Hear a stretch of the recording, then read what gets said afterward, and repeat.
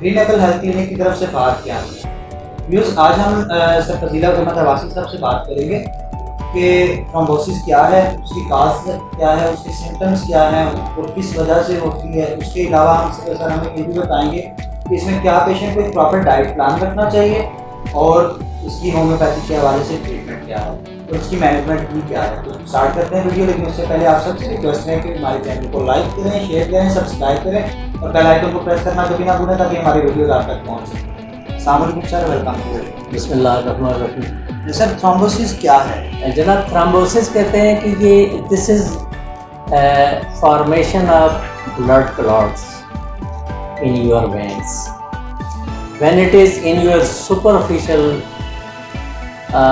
skin veins. It is called varicose vein thrombosis. When it is in deep vein clotting, it is called deep vein thrombosis. And it may be in your coronary area, it may be occurring in your brain, it may be occurring anywhere.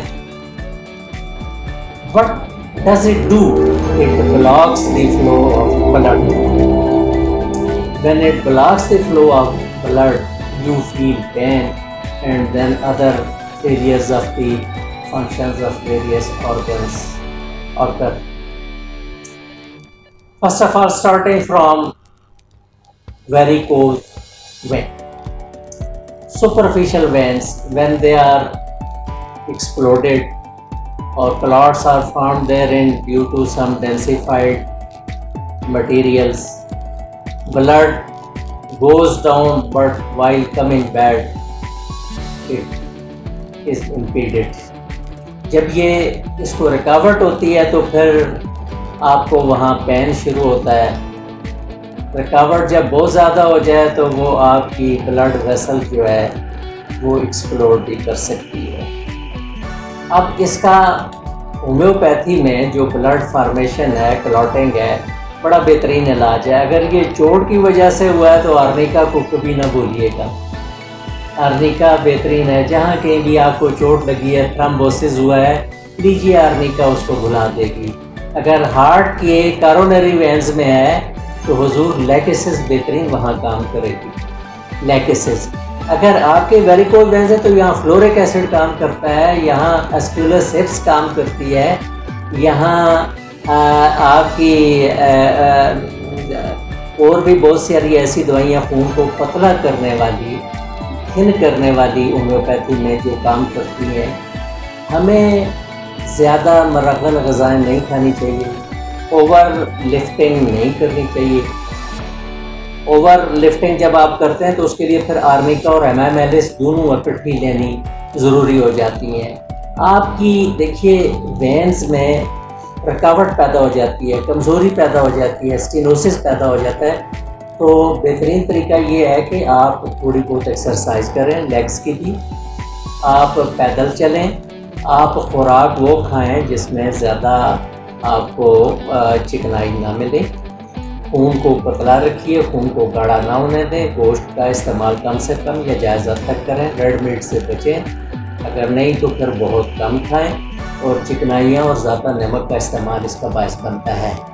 जब आप पानी ज़्यादा पीते हैं तो आपका खून पतला होता है और खून जब पतला रहता है तो थ्रोम्बोसिस बनने के चांसेस कम होते हैं। थ्रोम्बोसिस किसी एक्सीडेंट से भी होती है, उस वक्त सर्जरी की ज़रूरत होती है।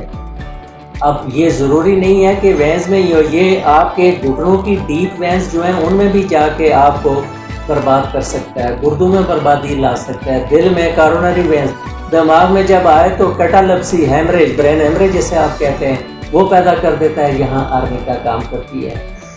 हम आपसे ये अर्ज़ करेंगे कि अगर आप सेहतमंद रहना चाहते हैं तो वेरिकोज वेन से बचा जा सकता है, थ्रोम्बोसिस से बचा जा सकता है, शर्ते की जो हदायत आपको दी गई हैं उन पर अमल करें। एक और जगह जो बहुत की अहम है जनाब, इस बीमारी को हम कहते हैं वेरिकोसिल। ये आपकी स्क्रोटम जो है, यानी आपके टेस्टिस जिस थैली में महफूज हैं, यहाँ इन वेसल्स पे जब जोर आता है, इन्फ्लेमेशन होती है तो खून रुक जाता है और यहाँ पीप और पानी तक पड़ सकता है। इस कंडीशन में हमारी पल्सटीला, मरकार ये बड़ी अच्छी दवाएँ हैं।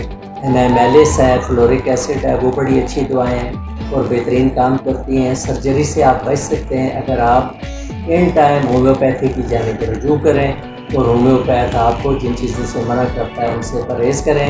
याद रखिए कि आसाइश वाली ज़िंदगी बसर करना बीमारियों को दावत देता है। नबी पाक सल्लल्लाहु अलैहि वसल्लम ने फरमाया कि हम अपनी कब्र अपने दांतों से खोदते हैं। कम खाइए ये चूरियाँ, ये अंडे, ये ठीक नहीं है। ये रसमलाइयाँ, ये मीठा, ये नमक, ये चीज़ें जो है सेहत को बर्बाद करती हैं। हम नेचुरल ग़ज़ा खाएँ, नेचुरल नींद सोएं, एक्सरसाइज करें, पानी ज़्यादा पिएँ। अल्लाह पाक थ्रोम्बोसिस, वेरिकोसील और वेरिकोज वेन से आपको बचाए।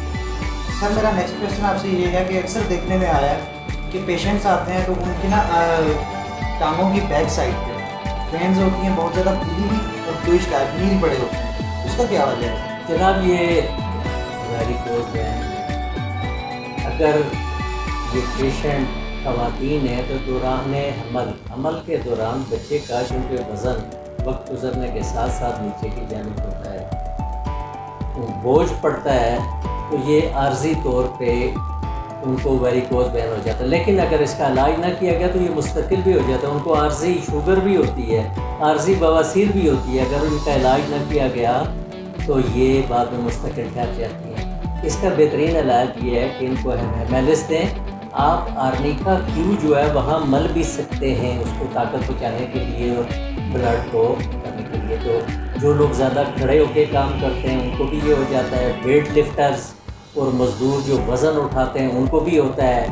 आराम पूरी तरह ना करने वालों को भी एक ही पोजीशन में बैठे रहने से भी ये हो सकता है। और याद रखिए कि ये जिसे आप कब्ज़ कहते हैं, इसको उम्मुल अमराज पुराने हुक्मा ने वैसे नहीं कहा। कब्ज़ से बवासीर पैदा होती है और बवासीर में चूँकि एक्सक्रीशन पूरी होती नहीं है, वो बोझ आहिस्ता आहिस्ता टांगों पे शिफ्ट होता है, टांगें मोटी होना शुरू हो जाती हैं, टांगों में वेरिकोज वेन हो जाता है। और फिर इसके लिए एस्पिरिन से फ्लोरिक एसिड एनामेलिस वगैरह दवाइयाँ जिनसे वो ठीक हो सकते हैं, लेकिन मुकम्मल परहेज़ के साथ।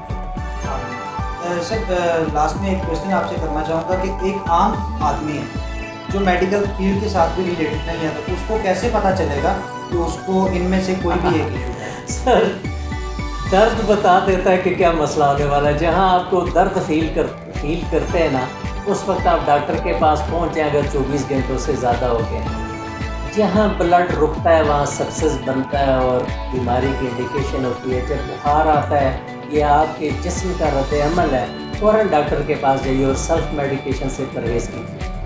तो ये जैसा कि आप सबने कहा कि सेल्फ मेडिकेशन से हमें परहेज़ करना है, किसी भी अच्छे डॉक्टर को कंसल्ट करने जो भी आपके पास नज़दीक है। अगर आपको किसी किस्म का कोई भी इशू होता है, लेकिन बराए मेहरबानी अपने तौर पे आप नेट पे सर्च करके डॉक्टर ना करें, वो बेहतर रहेगा। आपकी अपनी सेफ्टी है उसमें। आप थैंक यू वेरी मच।